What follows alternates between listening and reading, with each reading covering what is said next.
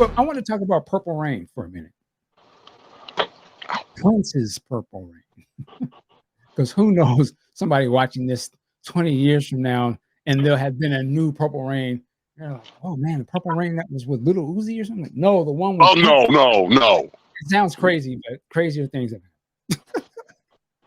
But Prince's Purple Rain from 1984. The movie came out July 27th, 1984, which, at the day we record this, is not too far off from July 27th. We're August the 5th now.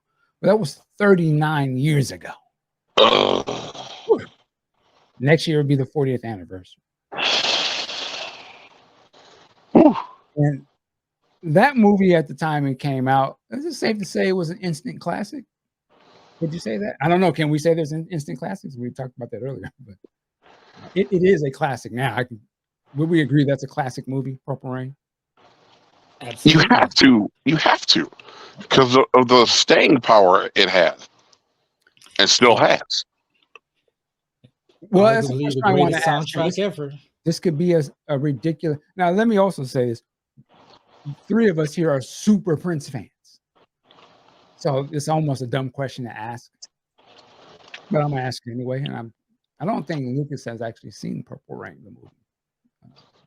I don't know. I know you've seen bits and pieces, probably can be shown it, but I don't know if you watched it on your own or not. Have you seen the movie? Your mic is off, sir. Not to its full extent, but yeah, bits and pieces of clips you've shown me. You have somewhat of a running understanding of what the movie is, though. Prince movie. Yeah. Okay. Well, my question is, I don't know if this is a question. Does it still hold up today? And I'm also curious, and I don't know if we've done this before, but I'm curious, like, when you first saw the movie. I don't even know. And I'm asking this to everybody too. But go ahead. Like, what do you know about Purple Rain? Do you want to see the whole thing? Sure.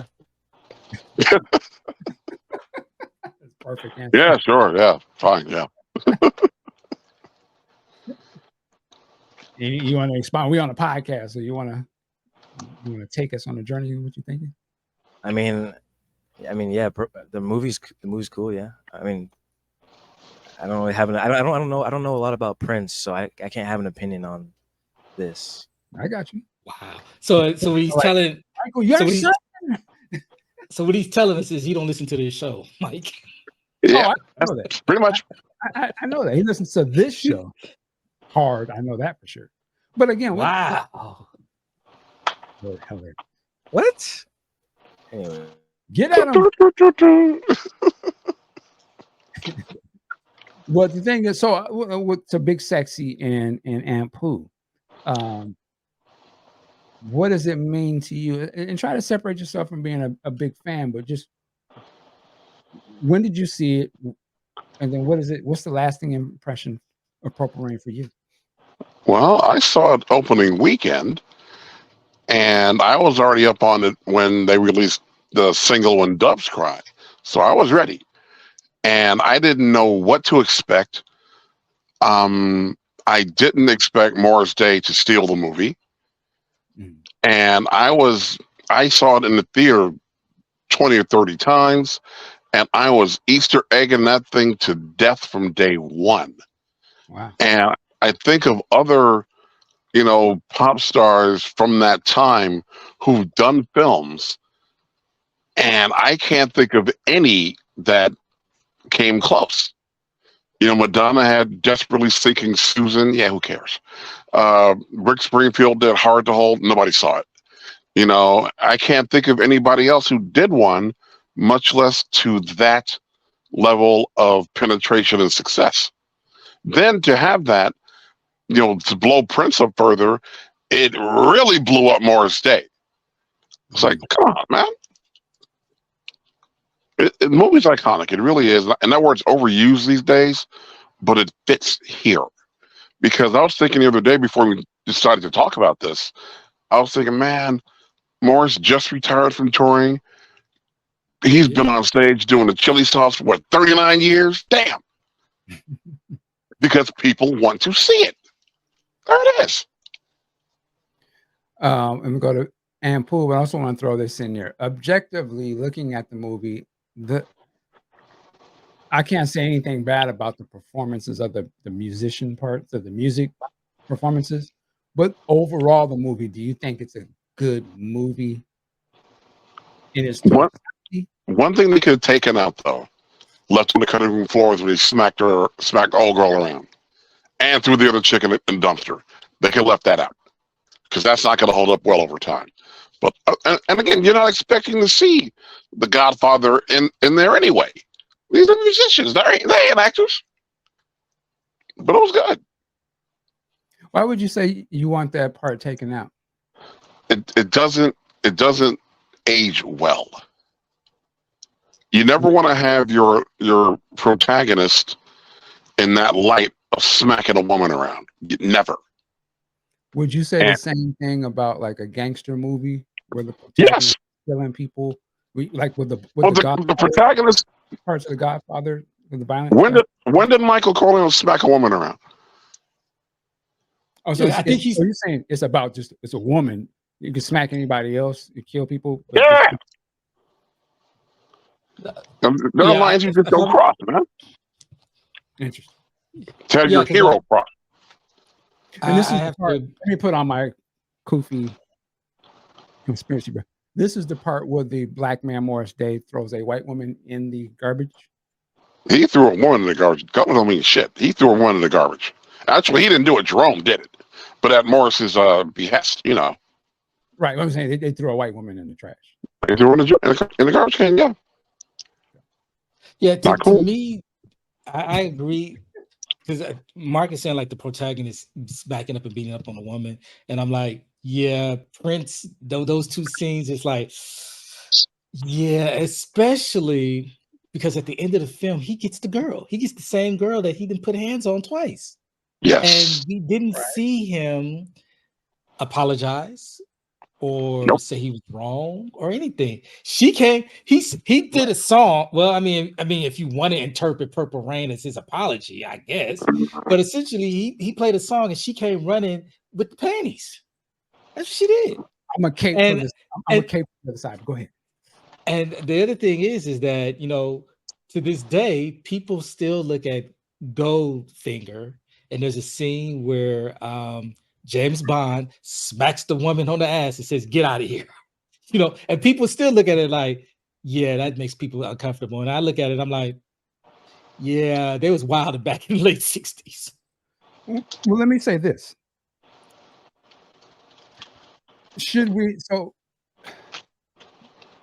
The kid and even Morris in the movie are not the real life people. They're not playing themselves. They're playing characters. Ladies and gentlemen, please welcome The Time.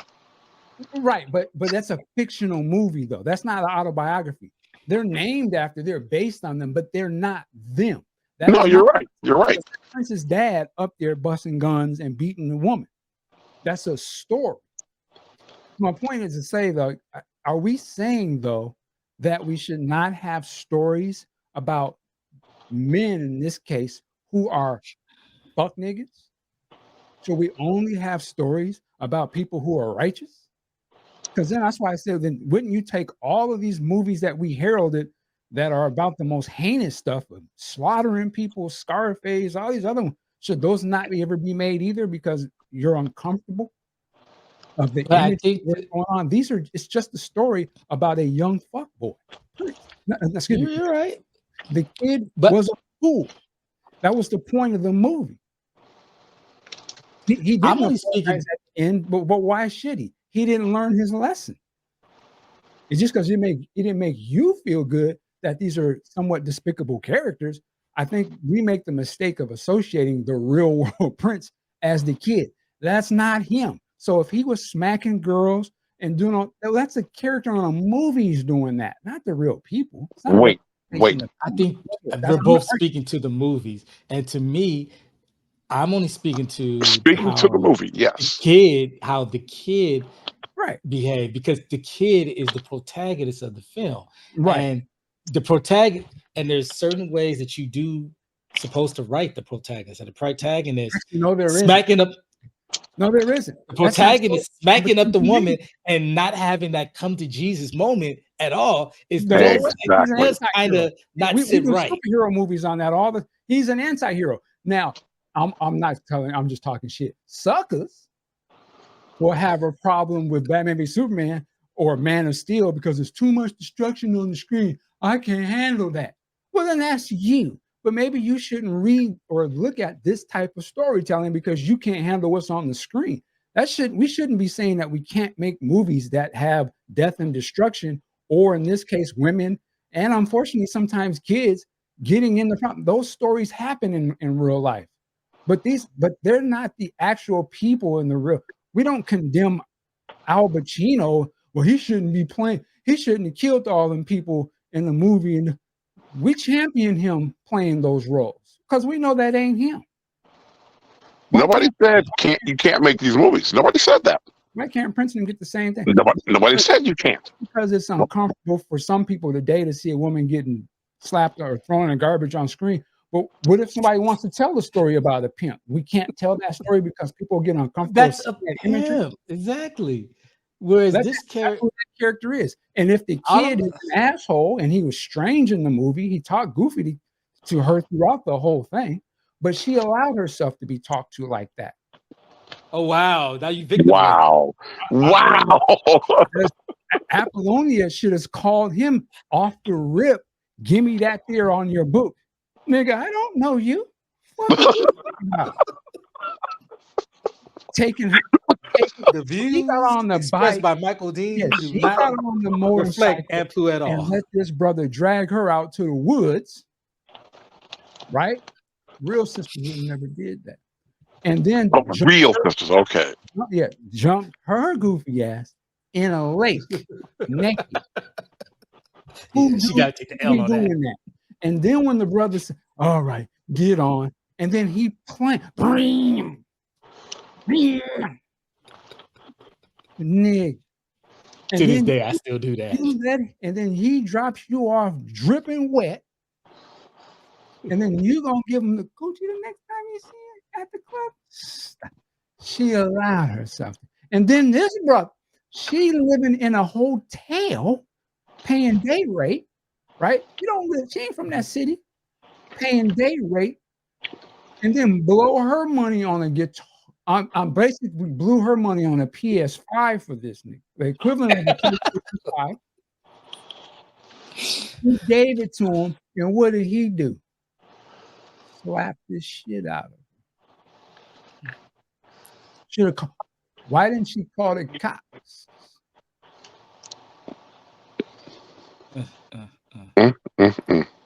These characters were despicable, but that's the story they was telling, and they probably realized the real movie they made. Again, those same because they're probably like, yeah, this is probably a little too dark. They even edited what we saw, so we didn't even really see the movie they really shot. You see a little bit in the credits, like, well, oh, we want to see the barnyard scene. Oh, we want to see the part where Prince smacks the hell out of Jelly Bean. They didn't cut, so they toned it down, but that's what they shot. But are we saying they shouldn't be able to show stuff like that? Why? Because we like Prince. We don't want to see him in that kind of light. It wasn't about so much. Well, but that's My- what we're saying. But go ahead. Yeah, but overall, when I first saw it in 1985 on VHS, and I wouldn't say it was an instant classic for me, but it absolutely is a classic, iconic film. You look at it as a musical because, in my opinion, I feel that most of Prince's songs is telling the story, progressing the story of the film. So I see it as a musical. So yeah, it is a classic. You have some classic lines. You have some classic performance, and classic music. Now the ending leaves a little bit to be desired because of the resolution between the kid and Apollonia, but overall, it holds up as an enjoyable, entertaining film, and especially when it comes to the music performance. Say what you will, The Bird, like that thing right there. Like when I was younger, I said, "Oh, the Revolution won that because they got 3 songs versus the one." Now that I'm a little older and can see Morris and the Time, even though it ain't their original Time, they were killing it on that stage. They were killing it when they got to the breakdown, the dance breakdown. Yeah. So just overall, does it hold up as I think in 2023 they'd have to change so much of the story. Maybe we get the full thing because at that time it was about seeing Prince, the Revolution, the Time, this new girl group Apollonia 6 on the film stage. I mean, I'm sorry, on film, and it wouldn't carry that same amount of weight of being able to go to the movies and see Prince. So I would need a much better story because we don't have Prince. I mean, I don't even know if we have an equivalent of Prince out here. Maybe Drake, but I don't even think that Beyonce, maybe. But people don't think Beyonce can act. Rihanna can't act either. So I'm just saying I don't think there is, because of since then so many music artists have appeared in films, that the draw of wanting to run out and see them in the movie, even if it is a remake of Purple Rain, it's just not there. So they'd have to tighten up the script. Versus in 1984, here's Prince in a movie.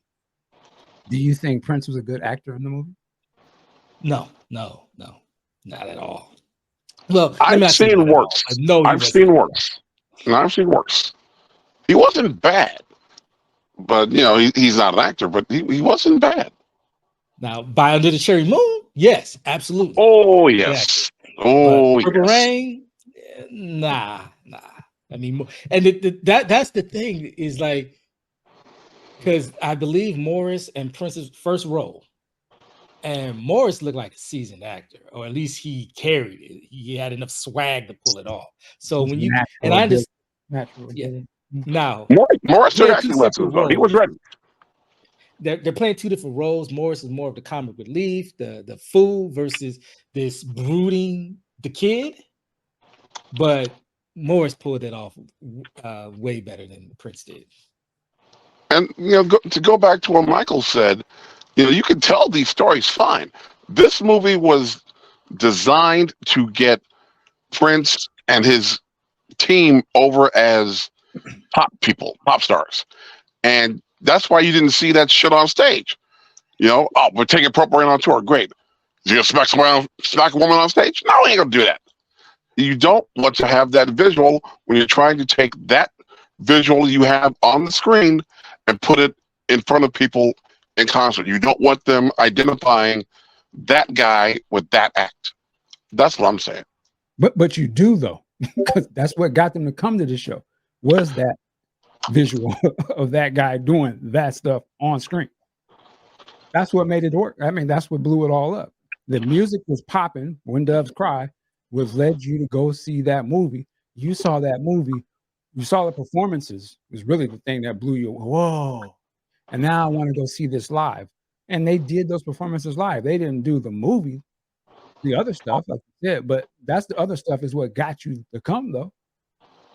That was a part of the package. That's what I said. I think that movie was actually made to be what it was. I don't think any of them had the anticipation that it was going to be as big as it was. They thought no, I agree. But I don't think the movie was made to make him a mainstream star, because that's a dark movie, actually. I don't think if that was the case, I don't think they would have made the movie like that at all. They would have. No, you're right. You're right. They wouldn't have let Michael Jackson make a movie like that. No way, because he was Michael Jackson. It was a hood. Essentially, it's a hood movie. Really, it's just it's a hood, early hood machine push behind it. But if you actually look at it, that's what's. I was shocked because I didn't know much about Prince. But when Morris comes around the corner, the bitches are okay with it. These are from the street. This is the streets talking. Their whole stick was, the bitches were okay, but we could be doing much better. But then Apollonia, baby, and then the bucking up, boom, and they was playing off of the cat And here comes the white girl talking crazy. This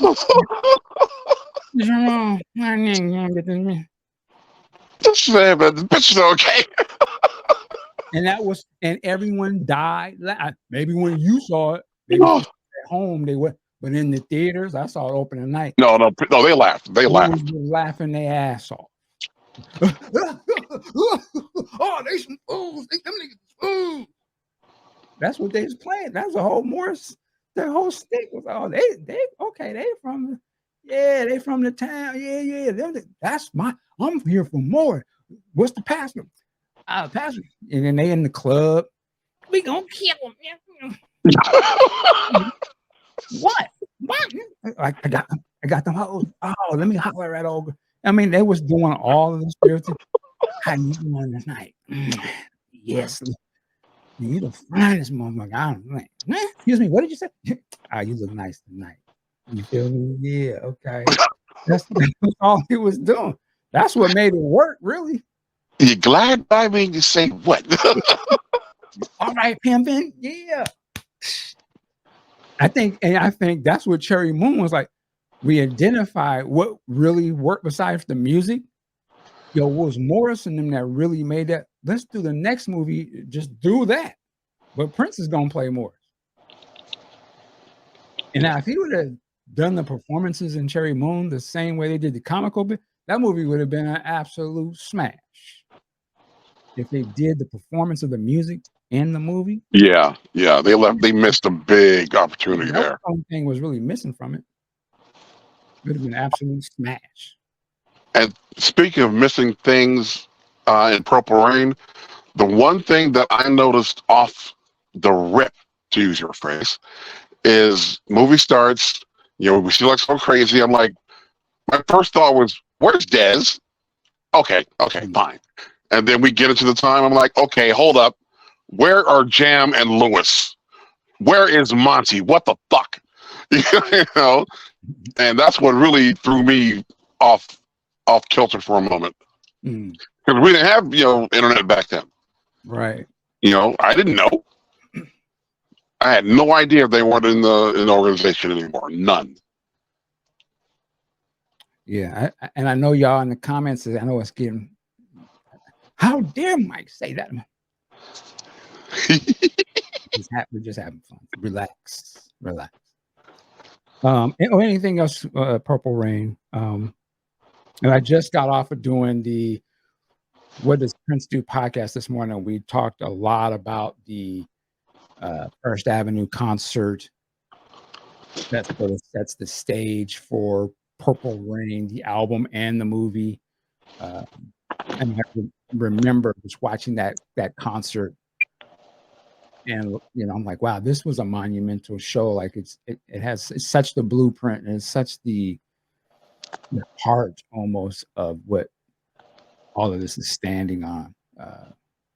And it's an incredible project, man. It's an incredible project. And I think the movie holds up today. I personally, I used to think that maybe you could tone it down, but the more I think about it, no, that's what the story they was telling. They're not telling Prince's life story. Because then the first thing you would, to me, have a problem with is they would frame the black dad as some kind of gun-toting nut. But this ain't reality.